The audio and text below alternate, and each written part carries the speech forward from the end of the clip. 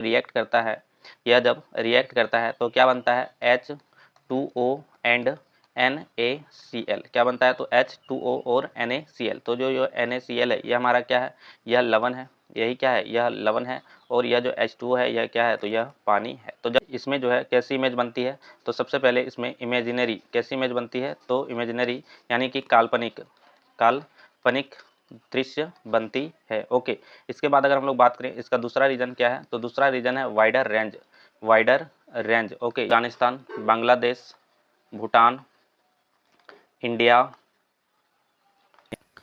Hello friends, welcome back. स्वागत है आपका अपने यूट्यूब चैनल अनमोल नॉलेज पे। तो आज के वीडियो में हम लोग जीके जीएस का प्रैक्टिस सेट 6 करने वाले हैं। और यह जो लेक्चर है यह ग्रेजुएट लेवल और 12th लेवल दोनों के लिए ही एप्लीकेबल होने वाला है।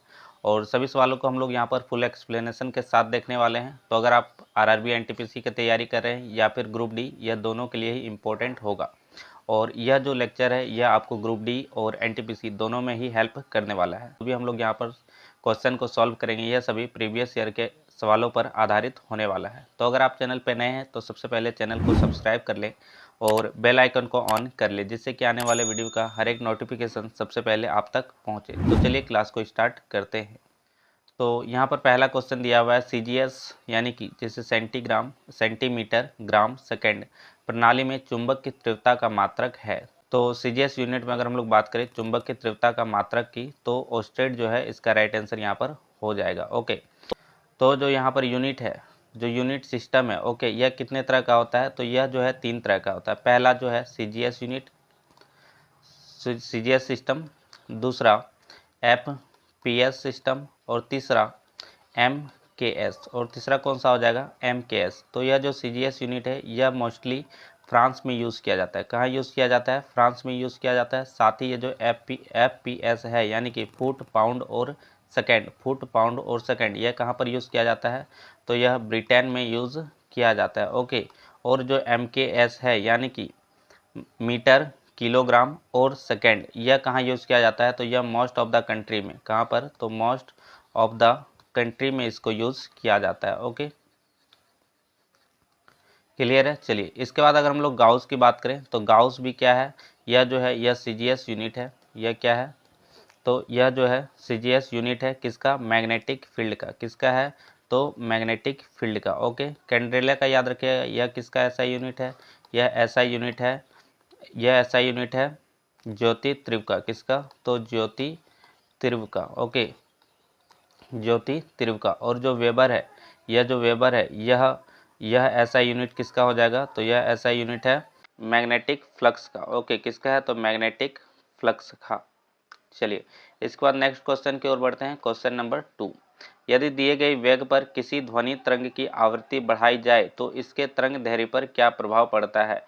तो क्वेश्चन है कि अगर हम लोग यहाँ पर जो आवृत्ति है उसको बढ़ा देंगे तो तरंग दैर्ध्य पर क्या प्रभाव पड़ेगा। तो तरंग दैर्ध्य याद रखिएगा, तरंग दैर्ध्य में क्या हो जाएगी, कमी आ जाएगी। क्या हो जाएगी, तो कमी आ जाएगी। इसका फॉर्मूला याद रखिएगा, इसका फॉर्मूला क्या होता है, lambda equal to C by B, lambda equal to C by B. जहाँ पर जो यह जो लेमडा है यह क्या है, यह तरंग दैर्ध्य है। क्या है, तो यह जो है तरंग दैर्ध्य है। ओके, यह क्या है, तरंग दैर्ध्य है।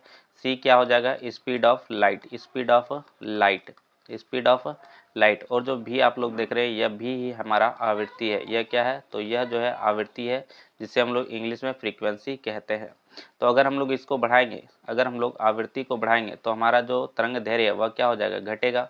और अगर हम लोग आवृत्ति को घटाएंगे तो हमारा जो तरंग दैर्ध्य है वह क्या होगा, बढ़ेगा। ओके, क्योंकि यहाँ पर आप देख रहे हैं कि यह जो है एक दूसरे के रेसिप्रोकल है। ओके, चलिए नेक्स्ट क्वेश्चन की ओर बढ़ते हैं। क्वेश्चन नंबर 3, व्यापार संघ भारत के संविधान की 7वीं अनुसूची में दी गई में सूचीबद्ध है। तो जो व्यापार संघ है, ओके, यह जो व्यापार संघ है, व्यापार संघ भारत के कौन से सूची में सूचीबद्ध है। ओके, तो याद रखिएगा यह जो है समवर्ती सूची के अंतर्गत आता है। यह किसके अंतर्गत आता है, तो यह जो है समवर्ती सूची के अंतर्गत आता है। और समवर्ती सूची में कुल कितने सब्जेक्ट हैं, तो 52 सब्जेक्ट है। कितने सब्जेक्ट हैं, तो कुल 52 सब्जेक्ट है। ओके, 52 तरह के चीज़ों के बारे में इसमें वर्णन दिया हुआ है। चलिए नेक्स्ट क्वेश्चन की ओर बढ़ते हैं। क्वेश्चन नंबर 4, जब कोई निचली अदालत अपने आधिकारिक क्षेत्र का अतिक्रमण करके किसी मुकदमे की सुनवाई करती है तो ऊपर की अदालतें जैसे कि उच्च न्यायालय या सर्वोच्च न्यायालय उसे ऐसा करने से रोकने के लिए जारी करती है। तो अगर कोई निचली अदालत है और वह अपने अधिकार क्षेत्र यानी जो भी उसका अधिकार है, ठीक है, उससे अगर आगे का वह मुकदमा की सुनवाई करता है तो जो उच्च न्यायालय है या फिर जो सर्वोच्च न्यायालय है वह क्या जारी करता है, वह तो प्रतिषेध जारी करता है। चलिए नेक्स्ट क्वेश्चन की ओर बढ़ते हैं। क्वेश्चन नंबर 5, 1930 में डैश की गिरफ्तारी के कारण पेशावर की सड़कों पर उग्र प्रदर्शन हुए। तो किसका गिरफ्तारी हुआ था 1930 में जिस वजह से पेशावर की सड़कों पर उग्र प्रदर्शन हुआ था? तो याद रखिएगा अब्दुल गफ्फार खां। किसका? तो अब्दुल गफ्फार खान का गिरफ्तारी हुआ था और इस वजह से ही जो है पेशावर की सड़कों में, कहां पर? तो पेशावर की सड़कों में जो है उग्र प्रदर्शन हुआ था। और याद रखिएगा यह जो अब्दुल गफ्फार खान है यह किसका शिष्य था? तो यह महात्मा गांधी का शिष्य था। ओके, महात्मा गांधी से यह प्रेरित था, ठीक है। और इसको जो गिरफ्तार किया गया था, कब किया गया था? तो 23 अप्रैल को। कब? 23 अप्रैल 1930 को। कब किया गया था? 23 अप्रैल 1930 को किया गया था। ओके, नेक्स्ट क्वेश्चन हमारा क्वेश्चन नंबर 6, ईरान, इराक और वर्तमान तुर्की के शासक डैश तैमूर के प्रवर्ती थे। तो जो ईरान, इराक और वर्तमान तुर्की का जो शासक था वह कौन सा शासक था? जो तैमूर का प्रवर्ती था। ओके, तो जो मुगल है, कौन? यह जो मुगल है, मुगल किसका प्रवर्ती है? तो तैमूर के प्रवर्ती हैं। देखिए मुगल का संस्थापक कौन था? बाबर। कौन था? तो बाबर। ओके, और जो बाबर के माता पिता थे, तो जो माता थी, कौन? तो जो माता थी यह किस वंश से आती थी? इसकी जो माता थी वह एशिया चीन और मंगोल के वंशज चंगेज खां। कौन? तो चंगेज खां की वंशज थी। ओके, इसकी जो बाबर की जो माता थी वह एशिया, चीन और मंगोल के शासक जो थे चंगेज खां इसकी वंशज थी। वहीं अगर हम लोग पिता के बारे में बात करें तो इनके जो पिता थे यह ईरान,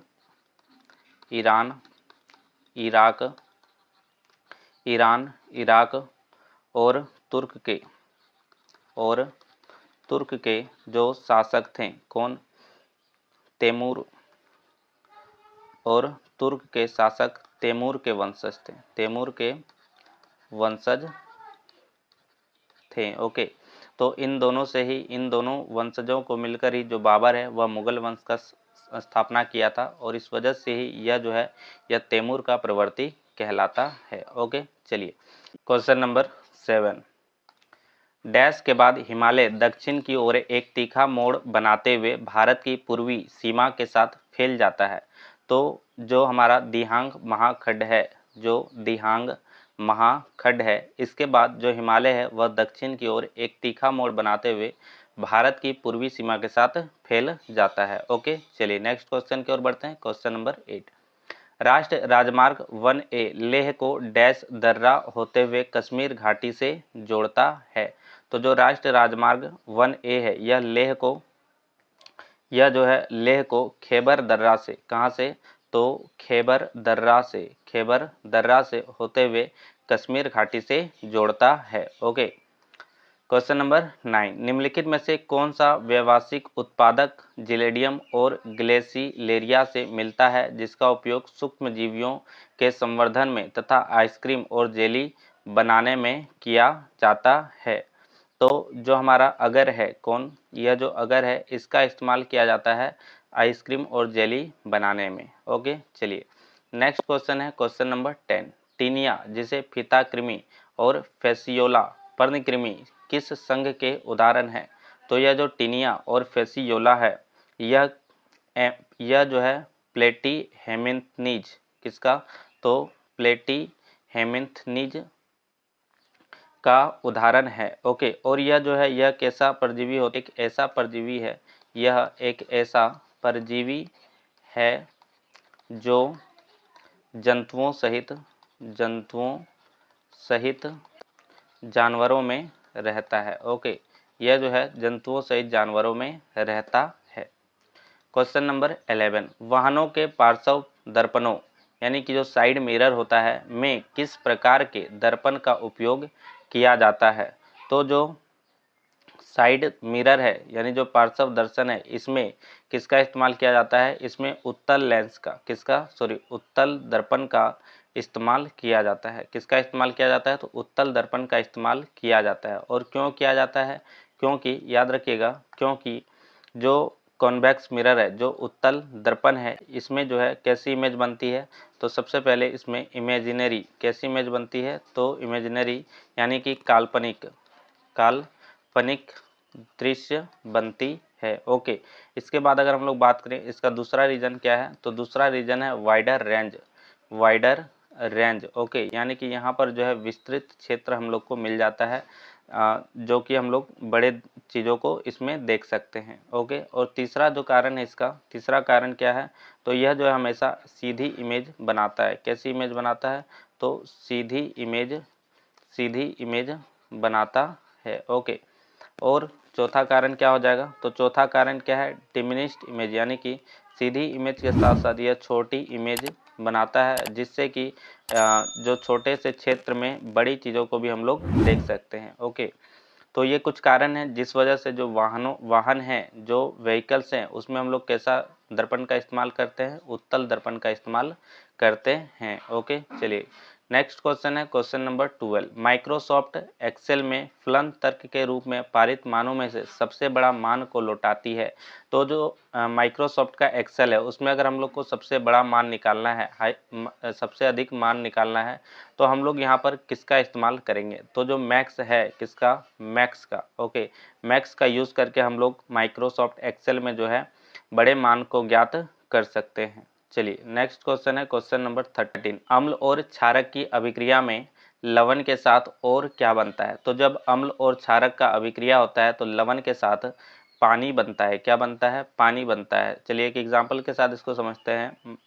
एक हम लोग यहाँ पर अम्ल लेंगे, कौन सा, तो HCl। ओके, और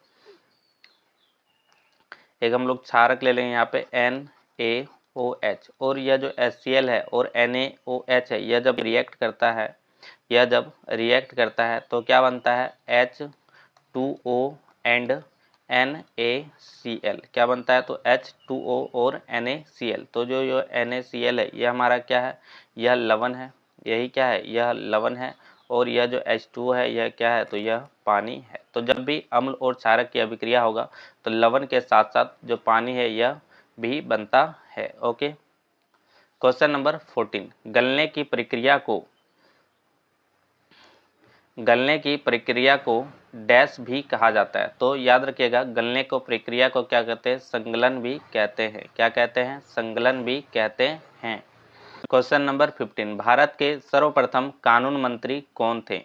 तो जो भारत के अगर हम लोग सर्वप्रथम कानून मंत्री की बात करें तो कौन हो जाएंगे, डॉक्टर BR अम्बेडकर। कौन हो जाएंगे, तो डॉक्टर BR अम्बेडकर। और यह कब बने थे, तो 1947 में। कब, 1947 से, और कब तक रहते, तो 1951 तक। ओके, 1951 तक। चलिए नेक्स्ट क्वेश्चन की ओर बढ़ते हैं, क्वेश्चन नंबर 16, केंद्र सरकार द्वारा शुरू की गई योजना का उद्देश्य अनुसूचित जाति और जनजाति के लोगों के बीच उद्यमशीलता को बढ़ावा देना है।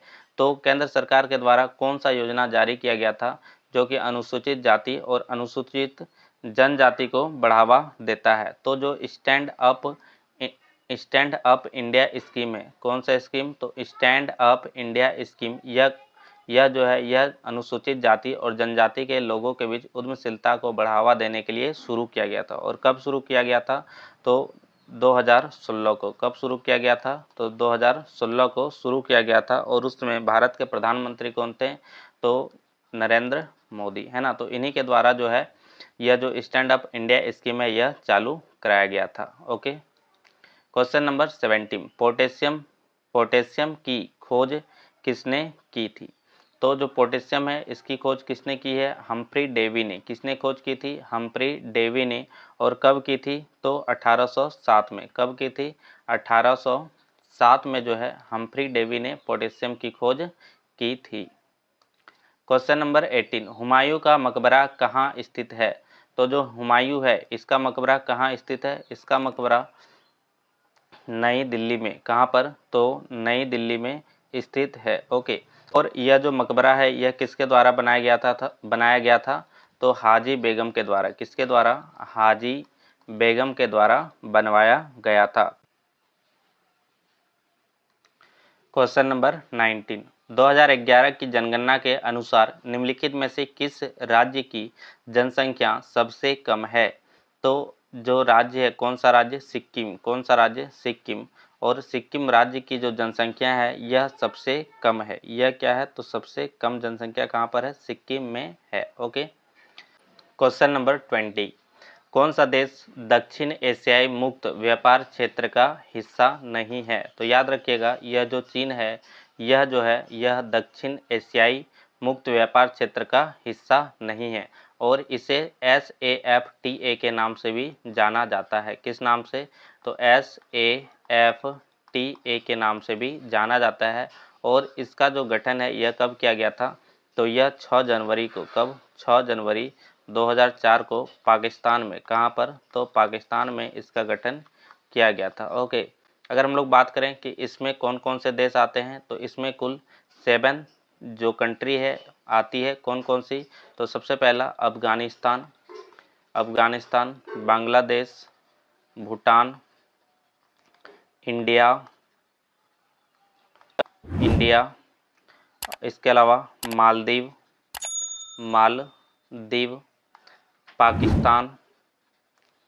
पाकिस्तान और जो श्रीलंका है, और श्रीलंका। चलिए नेक्स्ट क्वेश्चन की ओर बढ़ते हैं। क्वेश्चन नंबर 21, गलत मिलान की पहचान करें। तो यहाँ पर जो है कुछ मशीन्स के नाम हैं, ठीक है, और यहाँ पर उसके जो खोजकर्ता हैं, जो निर्माण करता है, उनके नाम दिए हुए हैं। तो सबसे पहले अगर हम लोग बात करें, जो फाउंटेन पेन है यह किसके द्वारा बनाया गया था? लुइस एडिसन वाटरमैन के द्वारा बनाया गया था। एमीटर जो है यह जैक्रोइस जॉनसन, इनके द्वारा तो यह नहीं बनाया गया होगा। बैरोमीटर जो है इवांजेलिस्टा टोरिसेली के द्वारा बनाया गया था। और एनिमेशन जो है यह एमिल रेनॉल्ड के द्वारा बनाया गया था। तो जो हमारे यहाँ पर गलत मिलान है वह कौन सा है? एमीटर, जिसका क्या दिया हुआ है? जैक्रोस जॉनसन दिया हुआ है। ओके। और याद रखिएगा यह जो जैक्रोइस जॉनसन है इसने किसकी खोज की थी? तो इसने ऑप्टिकल टेलीस्कोप की खोज की थी। किसकी खोज की थी? तो ऑप्टिकल टेलीस्कोप की खोज की थी। ओके। चलिए क्वेश्चन नंबर 22, निम्नलिखित में से कौन भारत के किस राज्य का सर्वप्रथम मुख्यमंत्री महिला है? तो जो सुचेता कृपलानी है, याद रखिएगा सुचेता कृपलानी जो है किसी भी राज्य की सर्वप्रथम महिला मुख्यमंत्री बनी थी।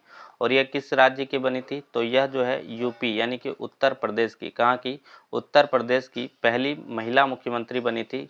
क्वेश्चन नंबर 23, अस्थायी रूप से संग्रहित डेटा के लिए उपयोग किया जाने वाला शब्द क्या है?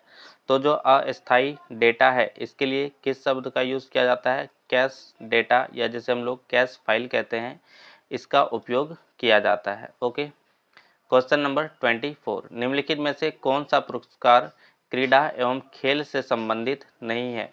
तो याद रखिएगा यह जो अशोक चक्र पुरस्कार है, कौन सा? अशोक चक्र पुरस्कार है, यह क्रीड़ा एवं खेल से संबंधित नहीं है। यह किससे संबंधित है? तो यह जो है सैन्य से संबंधित है। किससे संबंधित है? तो सैन्य से संबंधित है। और इसी के साथ याद रखिएगा अशोक चक्र पुरस्कार जो है यह कब इसकी स्थापना की गई थी? तो 14 जनवरी 1952 को जो है इसकी स्थापना की गई थी। और यह जो है भारत का सर्वोच्च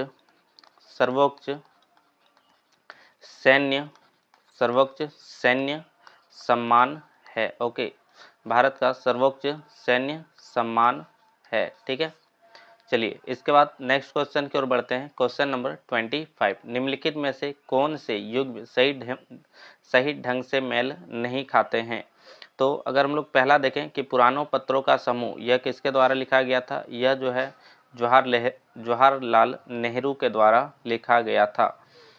समय का संक्षिप्त इतिहास, Albert Einstein a Midsummer Night's Dream William Shakespeare और राजनीतिक अर्थव्यवस्था की आलोचना में योगदान कार्ल मार्क्स के द्वारा लिखा गया था।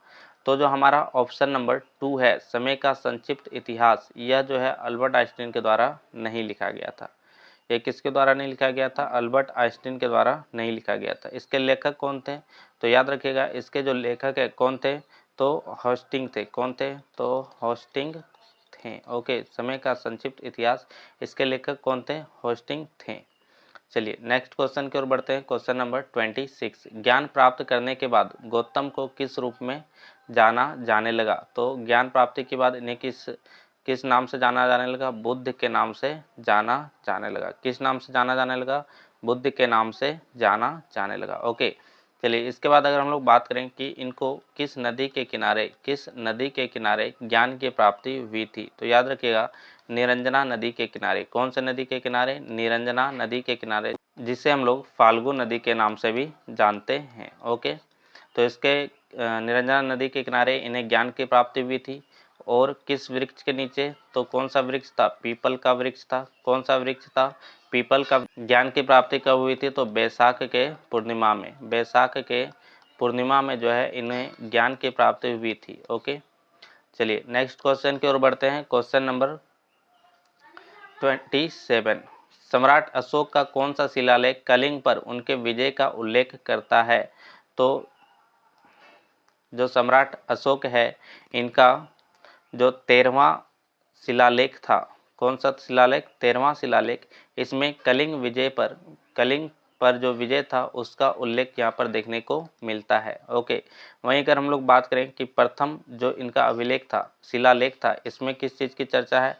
तो इसमें अहिंसा पर बल दिया गया है। ओके, अहिंसा पर बल दिया गया है और पशु बलि का रोक लगाया गया है। पशु बलि का रोक लगाने की इसमें चर्चा किया गया है। ओके, वहीं अगर हम लोग चतुर्थ शिलालेख की बात करें तो चतुर्थ शिलालेख में भैरी घोष की जगह धम्म घोष की, किसकी? तो धम्म घोष की चर्चा है। बैरी घोष की जगह किसकी चर्चा है? धम्म घोष की चर्चा है। ओके, और जो 10वां शिलालेख है, इसमें किसकी चर्चा की गई है? तो इसमें जो धम्म है, धम्म के महत्व के बारे में, किसके बारे में? तो धम्म के महत्व के बारे में बताया गया है। ओके, चलिए नेक्स्ट क्वेश्चन है। क्वेश्चन नंबर 28, हड़प्पा सभ्यता के एक हिस्से लोथल की खुदाई की खोज किसने की थी? तो जो लोथल है, याद रखिएगा, जो लोथल है, लोथल का खोज किसने किया था? SR राव ने किया था। किसने किया था? तो SR राव ने किया था। ओके, क्वेश्चन नंबर 29, महाभारत में वर्णित कुरुक्षेत्र की लड़ाई कितने दिनों तक लड़ी गई थी? तो जो महाभारत है, महाभारत का जो कुरुक्षेत्र है, यहाँ पर 18 दिनों तक, कितने दिनों तक? तो 18 दिनों तक युद्ध चला था। कितने दिनों तक चला था? तो 18 दिनों तक चला था। ओके, क्वेश्चन नंबर 30, कनिष्क प्रथम के शासनकाल के दौरान कौन सा प्रसिद्ध आयुर्वेद विद्वान रहता था? तो कनिष्क प्रथम के समय जो चरक जो है ये रहते थे। ओके, और इन्होंने चरक संहिता, कौन सा? तो चरक संहिता और सुश्रुत संहिता का रचना किया था। और इन्होंने किसकी रचना की थी? तो चरक संहिता और सुश्रुत संहिता की रचना की थी। क्वेश्चन नंबर 31, तारिक ए फिरोज शाही के लेखक हैं। तो जो तारिक ए फिरोज शाही है, यह किसके द्वारा लिखा गया था? यह जो है जियाउद्दीन बर्नी के द्वारा, किसके द्वारा? जियाउद्दीन बर्नी के द्वारा लिखा गया था। क्वेश्चन नंबर 32, निम्नलिखित में से किसने 1857 के सिपाही विद्रोह को विद्रोह नहीं कहा है? तो जो कार्ल मार्क्स ने 1857 के सिपाही विद्रोह को विद्रोह नहीं माना था। क्वेश्चन नंबर 33, मुस्लिम लीग के लाहौर सत्र में पाकिस्तान की मांग की गई थी, तो यह किस वर्ष की गई थी? तो याद रखिएगा, यह जो है 1940 में। कब? तो 1940 में इसकी मांग की गई थी।